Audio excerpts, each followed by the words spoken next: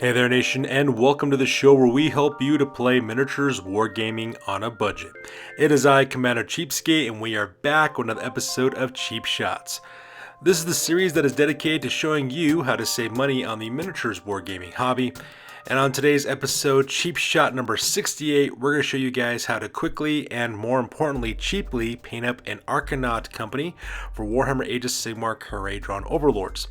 So this is what the end result will look like, as you can see on this picture. As you can see, we also got some other miniatures in here besides the standard Arkanaut company. I do have some members of Thunderix Profiteers, which is a Kharadron Overlord warband that is for Warhammer's Underworld. And the reason why that is the case is because even though we don't play Warhammer Age of Sigmar on this channel anymore, we are planning on using this Arkanaut company for two different gaming systems on this channel. We're using this Arkanaut company to be Venators, which are a squat bounty hunter gang for our Anarchy Road campaign for our Necromunda. At the same time, we also plan on using these miniatures as dwarf treasure hunters for an upcoming Mordheim campaign that we'll be doing as well. So as you can see, this is the end result of what your Arkanaut company will look like using our patented Cheapskate method. And if you purchase everything for the very first time that we're recommending in our Cheapskate method, it will cost you a grand total investment of $28.07 in order to paint up these miniatures this way. And when you compare the savings to what you'll need to purchase from both Citadel as well as Army Painter to paint up your Arkanaut company to be exactly the standard, you're talking about a grand total savings of $138 as well as 58 cents. So that being said, ladies and gentlemen, let's go ahead and get this video on a roll and show you guys how to quickly and more importantly cheaply paint up some Kharadron Overlords Arkanaut company. So once you have assembled your miniatures and put the base texturing on the miniatures as well, the first thing you do, of course, is to use a primer. In this case, we use Rust-Oleum Flat White Primer. I can purchase this at my local Walmart. It cost me $3.99. And all you're doing is just a quick once over this flat white primer all over the entirety of the miniatures. So here's the 10 original Arkanaut miniatures that we're going to be using for this tutorial. Now, the reason why you want to use primer is that primer does a couple of things. The first and most important thing that a primer does, it actually gives an uneven surface, microscopically speaking, on the surface of your miniature for your acrylic paints to adhere to. If you were to paint your miniatures with just bare plastic with no priming whatsoever with your acrylic paints, the acrylic paint actually has nothing to adhere to because the surface of the miniature is too smooth. So because of that, it will just kind of slip right off and ruin the finish of your miniature. So priming helps to solve that problem because it gives an uneven texture for the acrylic paint to adhere to. The second thing that priming does as well is that depending on what kind of color primer you're using, it actually has a big impact on the vibrancy of the colors on your miniature. Traditionally speaking, if you want a more vibrant color scheme, you want to use a flat white primer because that white undercoat will help to brighten up your miniature. If you use a flat medium gray kind of primer, it just kind of acts as a medium kind of canvas for you to work on. Doesn't really have too much of an impact on the vibrancy of your colors. And if you use a black undercoat, what it does, it actually darkens down the vibrancy of your colors as well. So traditionally speaking, depending on what your vibrancy that you want in your miniatures is the kind of base coat you're using. Now, since we're using a quick paint method on these miniatures, meaning that we're going to do an all over oil wash, I highly suggest that you use a white primer, so that way the vibrancy of the colors is very bright, because once you add that oil wash to it, that oil wash will darken down your colors and mute down the vibrancy of your colors as well. So keep that in mind when it comes to this. So once you're done priming your miniatures, the next thing you do now is start working on some base coats. So when it comes to this Arkanaut company, we're actually dividing this Arkanaut company in half. We're having half of the squad being one type of color scheme, while the other half of the squad being a different color scheme. And the reason why is because, like I said before, we are using these miniatures for two different gaming systems. We're using them for our Necromunda Anarchy Road campaign as Venators, but we will also be using this warband for Dwarf Treasure Hunters for an upcoming map-based Mordheim campaign that we're planning on doing on this channel as Dwarf Treasure Hunters.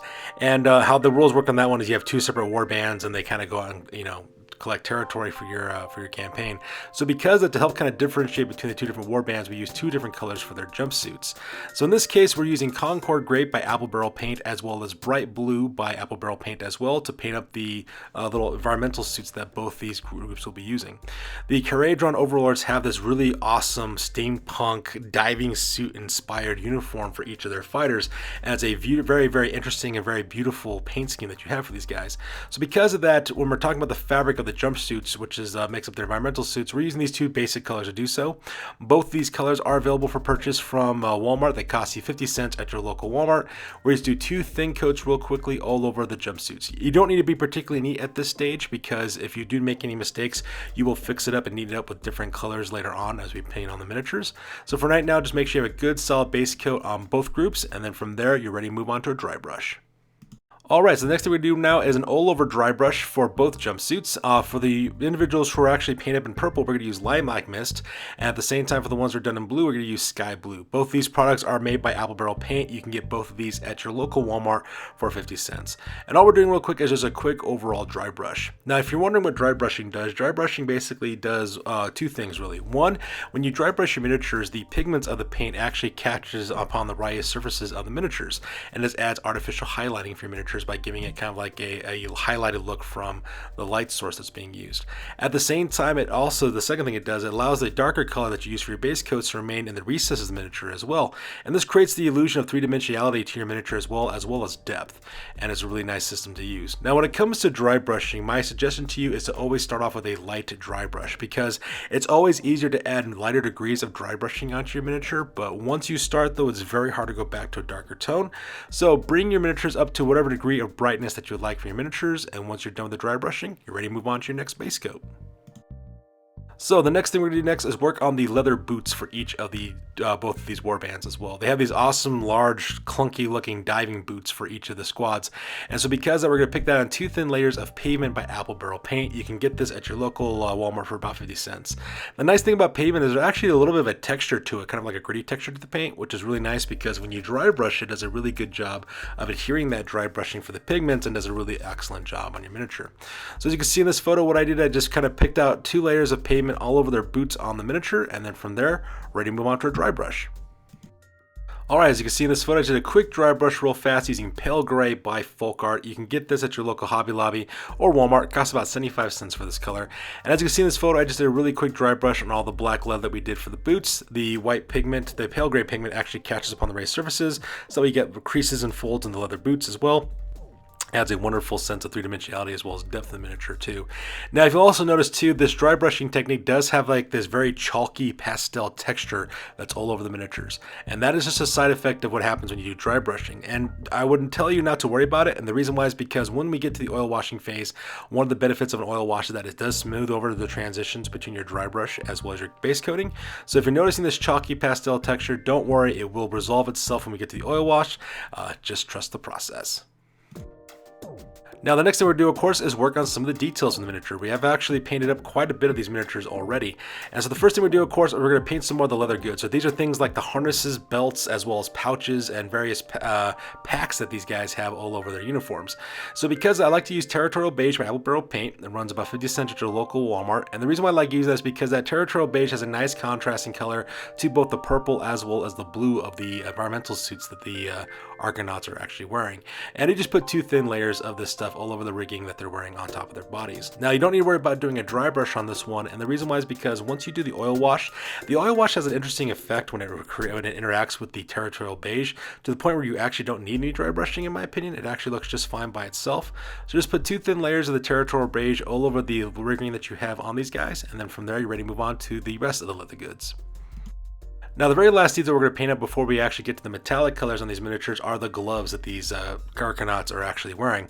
So for this one, they have these large gloves that go up from their fingertips all the way up to their elbows, and they look really, really awesome as well. So because I like to use Taupe Gray by Anita's Acrylic, it's a nice kind of like off-white kind of beigey grayish color. It's very similar to Rakarth Flesh by Games Workshop. The only difference though is that Rakarth Flesh costs $4.99 while Anita's Acrylic costs 65 cents, which is really nice. So all you do is just pick out 2 thin layers on the gloves for both sets of Kharadron Overlords. As you can see, the Taupe Gray has a nice contrasting color to the blue and the purple of the jumpsuits, as well as being very distinctive from the Territorial Beige that's used in the harnesses of their uniforms as well. And once you're done putting those 2 thin layers of Taupe Gray on the gloves, the next thing we're doing now is work on the metallic, because these miniatures are very heavy in the use of metallic paints. And so with that, we do a base coat. We do 2 layers of all the metallics that we want on the miniatures as well. As you can see, there is quite a bit of metallics on these guys. So my suggestion to you is to paint all the metallic elements in gunmetal gray, which is a nice dark silvery color that's made by Folk Art, runs about 75 cents at your local Walmart or Hobby Lobby. And my suggestion to you is to paint everything with the gunmetal gray first. And the reason why you want to do that is so that we have a good solid base coat of your gunmetal gray. Think of it as like the primary color you're going to use for these guys as well. And then once you get that base coat of the gunmetal gray down, the next thing you do now is adding details with different color metallic paints in order to break up the monotony of the gunmetal gray and also add some details to these guys. So for example, for the copper color that we use, for example, I use that for the shoulder pad and some of the commanders, as well as the special weapons guys are carrying, like the guys armed with the skyhook, the guy armed with the halberd, as well as the guy armed with the Gatling gun looking weapon. At the same time, I also picked out some of the beards on some of the masks that these guys are wearing as well as the containers on the packs that they're wearing as well. At the same time, I also use pure gold by Folk Art, put 2 thin layers of that to create some more accent pieces. So things like the shoulder guards of the rigging that they're wearing on their diving suits. Their diving suits have like these metallic collars around the neck as well as the shoulders, where you imagine that's where they bolt on the sleeves as well as the armor panels for the diving suits they're wearing. So because I just picked those out in 2 thin layers of pure gold, as well as any accent pieces like things like buckles on their belts, weapons that they're carrying, that sort of thing. At the same time, I also use Anita's acrylic antique copper, and I use that for things like the weapons, for example. So if you notice, the handles of the weapons are painted up in that color as well. Some of the things like the grips of the pistols, the stock of the rifles that these guys are carrying, the shafts of the axes, the hilts of the swords, that sort of thing. So the thing about this one is to use the different colors, the copper, the gold, as well as the aged copper, in order to break up the monotony of the gunmetal gray that you have there as well. Kind of like the idea I like to go with is that you want to sandwich, as lack of a better term, these silver between different colors of metallic colors. So for example, if you look at the diving masks that these guys are wearing on their helmets, for example, most of it is silver, but I add like a gold or a copper accent piece on that between different layers of the gunmetal gray. So for example, if you look at the guy who's carrying the anchor, who's in the middle of the formation in the front, the top of his helmet's got like a gold cap on his helmet with a silver face mask, and then I have a copper beard, for example. And you just do that kind of break up that silvery overtones that covers up the miniatures, because the metallics do cover up most of the miniatures, and that's what gives them their like steampunk aesthetic. So it looks really, really awesome as well. Things like shin guards, elbow guards, shoulder pads, whatever the armor is that you want to paint up in different metallic colors, you just put 2 thin layers of that, and then once you're done, it's time to move on to a dry brush. So next thing we do, of course, is a quick dry brush real fast all over all the metallic elements, and we use Anniversary Silver by Folk Art. It's an extremely bright silver color, and the reason why I want to do this for dry brushing, because it gives like this shimmering quality to both the gunmetal gray, the pure gold, as well as the copper, as well as the aged copper that you have all over the miniatures. And it kind of creates this kind of glistening, shiny, gleaming effect on all the metallics on the miniatures as well. As you can see, these guys look a lot brighter with their weaponry that they're carrying as well, because you do that quick dry brushing with the Anniversary Silver. You can pick this stuff up at your local Walmart or Hobby Lobby. It costs about 75 cents, and once you're done with that, you're pretty much done with all the metallics and actually most of the work on the miniatures as well. The only thing we need to focus now are on some fine details. So this next part, we're going to be focusing on the lenses of the diving helmets for each of the different Kharadron Overlords of the Arkanaut company here. So the nice thing I like to do is I like to alternate the colors on the eyes on the helmets, because I want to make one color of the eye red for the entire unit. That's to represent the fact that that's just like a normal little viewpoint for the eyes as well. Then we'll use accent colors to do the other eye to make it look like you have like a targeting matrix or something with the other color for the other eye. So for this step, I like to use Anita's True Red. It costs you about 65 cents at your local Hobby Lobby, and it's a beautiful, beautiful red color. It's actually one of the best reds I've actually used in my miniature painting career. It does a really good job because of really good coverage, really good flow, and has a beautiful red pigment to it as well. Cannot highly recommend that color enough. And as you can see, all I do is just put 2 thin dots of red on one of the eye lenses, on the normal looking eye lens on the mask that these guys are wearing as well. And that kind of gives them a little bit more uniformity on that one.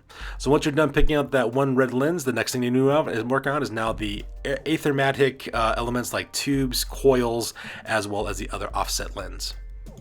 So once again, we divide up the squad between the blue as well as the purple suited individuals, and we use 2 different colors to bring out some of the elements as well. Like I said, these Kharadron Overlords have this very cool steampunk aesthetic as well. They have a lot of glowing gems on their weapons. They also have tubes running along their backpacks, as well as filters and dials and things. So because of that, we use different colors to pick out those aethermatic elements that are on these miniatures. Now for the guys who are done in blue, I use Ripe Tomato by Apple Barrel Paint, and for the ones done in purple, I use Lime Sherbet, also made by Apple Barrel Paint. Both these products can be purchased at your local Walmart more for 50 cents. And the reason why I use these different colors is because the orange is a nice contrasting color to the blue jumpsuits that these guys are wearing, and the lime sherbet is a nice contrasting color to the purple jumpsuits that these characters are wearing as well. So things like the tubes that connect to the helmets to their backpacks, the offset eye that they haven't painted yet to make it look like a targeting matrix of some sort, things like the dials and the tubes are running along the weaponry that they're carrying as well, and just put those two thin layers of these ripe tomato and lime sherbet for your accent colors, and then from there we're ready to move on to our base work. So the next step we're going to do real quick is to work on the bases. Now traditionally I like to oil wash my miniatures before I start working on the base work, but I want to do the bases first because I plan on using the oil wash for the bases as well. So in this case, as you can see on the top of the miniatures, we actually use a combination of wood glue as well as sand to make the texture in the bases. All I do is just cover the bases in wood glue and then dust them with sand that I get from my outside garden, and then let for that to dry, and then I give it a wash of both a combination of water and wood glue, and I basically mix those two to make it to about the consistency of milk. So that way when you wash it over the top of it, it creates a sealant for the texturing as well. Now once you're done with that texturing, what you want to do then is to paint the entire thing with one layer of Anita's Gray. Now you might be wondering, Commander Cheapskate, won't some of the white undercoat from the priming poke through the gray? Yes, it will, but I wouldn't worry about that though. And the reason why is because it's only going to add to the dry brushing effect they put on the bases, and actually you'll see that here in the next step. So now that we're done with the base coats, the next thing to do now is move on to another dry brush, this time using the same color, pale gray, that we used before, and we just do a quick dry brush all over the bases on the texturing. So you can see we got that nice Anita's dark gray in the recesses of the texturing and the nice bright highlights that we give from the pale gray as well. And like I said before, because we're dry brushing with pale gray, if some of the white undercoat shows through the Anita's Gray, it's not a big deal because it's going to look like it's part of the dry brushing anyways. So now that we're done dry brushing the bases, the next thing we need to do now is our oil wash for our miniatures.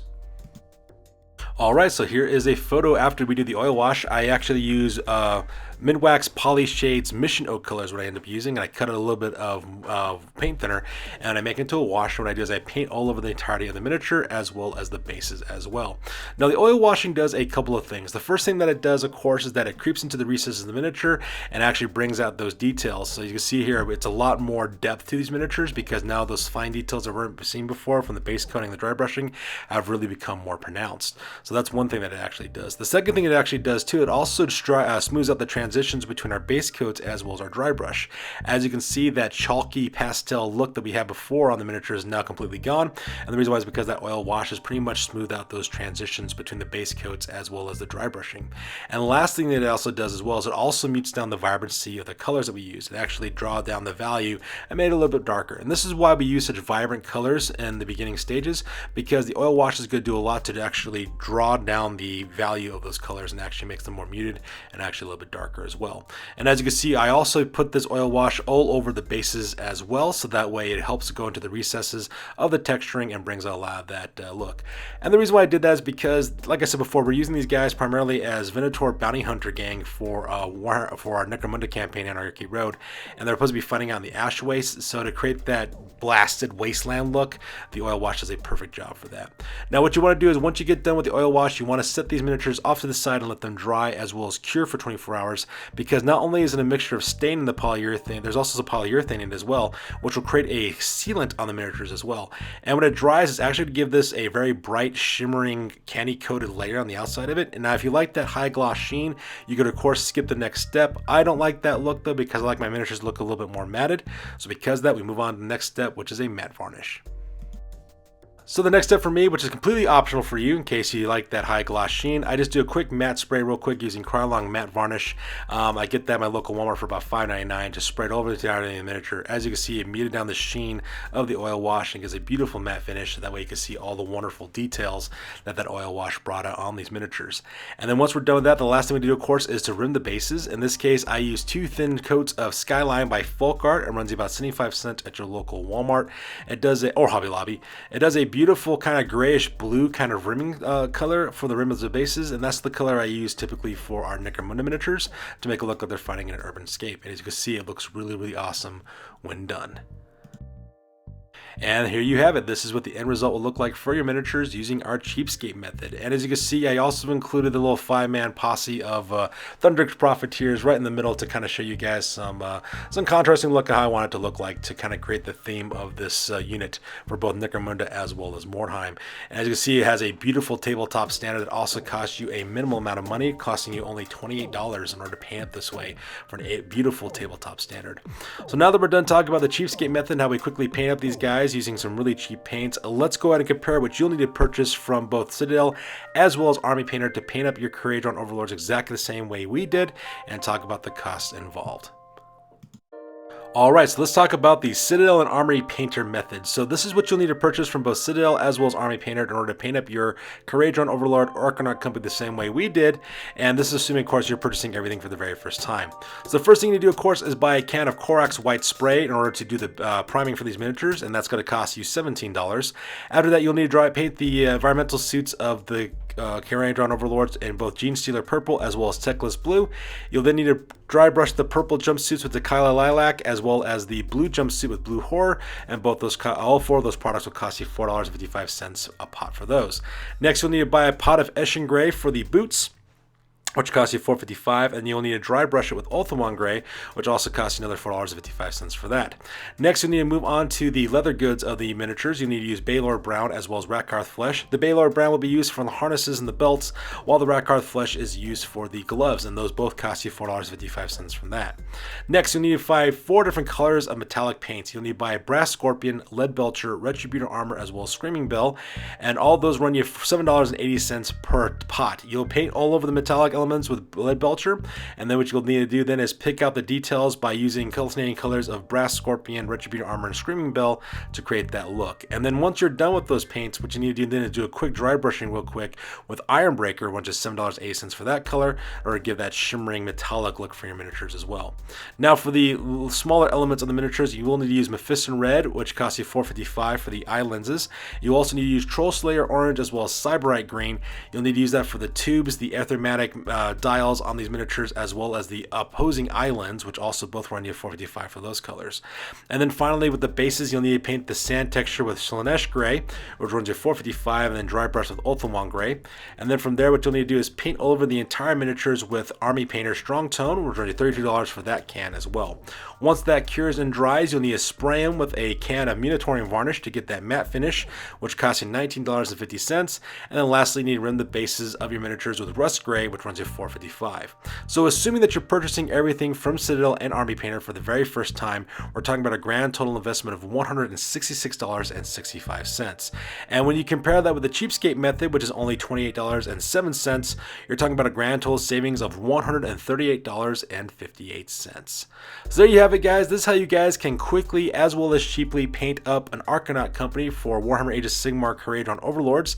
As always, please feel free to like, comment, and or subscribe. Your guys' input is invaluable to us as always. Also check us out on Facebook, Instagram, as well as blogger.com for all the latest greatest hobby news related to your channel. That's good for this one, you guys. We will catch you guys next one. Peace out and stay classy.